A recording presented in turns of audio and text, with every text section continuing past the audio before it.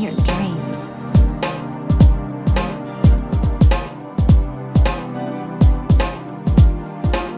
Hey, how's it going, guys? Welcome back to another Wuthering Waves video, and today I'm just going to be discussing Shorekeeper. That's it. That's basically the video. If you happen to like the video, just leave a like and subscribe if you're new. Shorekeeper is an upcoming 5-star Spectro character that basically acts like another Verena, but she gives crit rate as an additional bonus. The biggest part of Shorekeeper's kit is her Liberation Resonance. Her Resonance Liberation is called Elementary Stellar Realm. She will basically summon this big ass domain that'll basically heal your allies in this domain over time. Her Resonance Liberation will also have additional effects if you use intro skills on your team. At least up to 2 intro skills to get the max benefits of her Resonance Liberation. If you use an intro skill in the first time of the Elementary Stellar Realm, it'll basically turn into a Sophisticated Stellar Realm.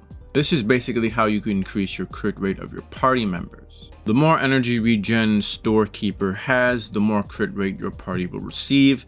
You can only receive a max of 10% crit rate from this way. If you use an intro skill again, the Sophisticated Stellar Realm will be called Released Stellar Realm. This raises the maximum crit rate to 10% to 20%. Additionally, while the Released Stellar Realm is active when you use Shorekeeper's intro skill, it's basically considered Resonance Liberation damage. In order to use Shorekeeper effectively, you're basically going to be starting off with her first. You use her ultimate, you use the intro skill of another character, and then you use the intro skill of your last character, most likely your DPS.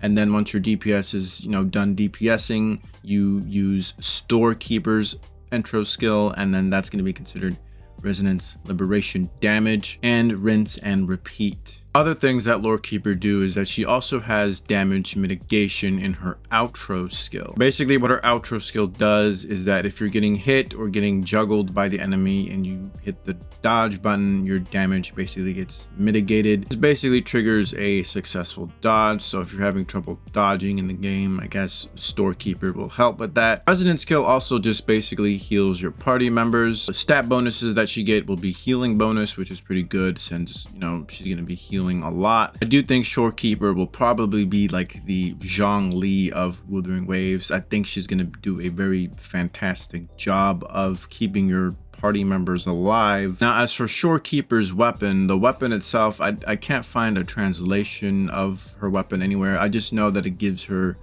energy recharge or energy regen. Energy regen is going to be very important for Bookkeeper because in order to get the 20% crit rate bonus from her released Stellar Realm, she'll need up to at least 200 energy regen. The weapon does give you 77% energy regen, so that's a pretty good amount of energy regen. If you're not pulling for a weapon, the main stats of her echoes are probably going to be energy regen because she definitely needs a lot of it in order to give your party members 20% crit rate. Now, as for echoes in 1.3, we are also getting a new echo set. It's called the Fallacy of No Return. This echo set is basically catered to Bookkeeper. So what it basically does is it gives 2-piece healing bonus 10%, and the 5-piece increases the attack of all party members by 15% for 30 seconds upon healing allies, which is a pretty solid set for Shorekeeper. As I stated earlier, if you're not pulling for a weapon, you're definitely going to need a energy regen main stat on your echoes, I think. As for other alternatives for weapons, there is another weapon, I think it's called the Ceaseless Aria, which basically gives energy regen.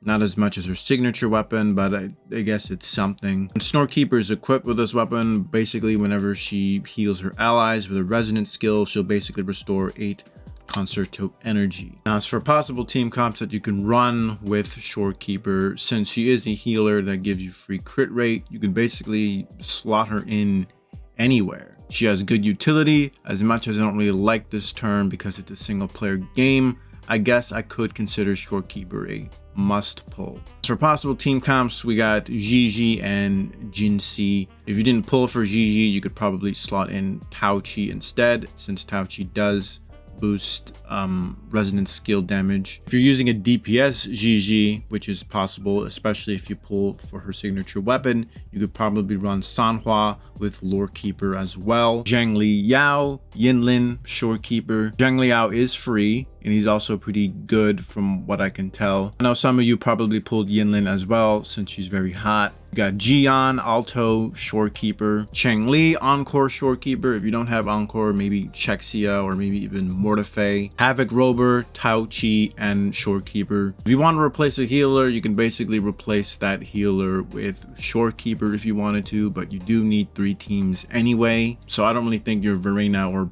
Baija will get benched. But thanks to Shorekeeper's utility, you can basically slot her in basically anywhere. Allegedly, she is getting there is going to be a rerun character with her. Apparently it could be Jian, but I would definitely say pull for Shorekeeper for sure. Regardless of who the rerun character is, I definitely think you should pick up Shorekeeper. Anyways, that's going to be the end of this video. Let me know what you guys think of my Seed Keeper, and I will see you guys later. Bye bye now. Come again soon.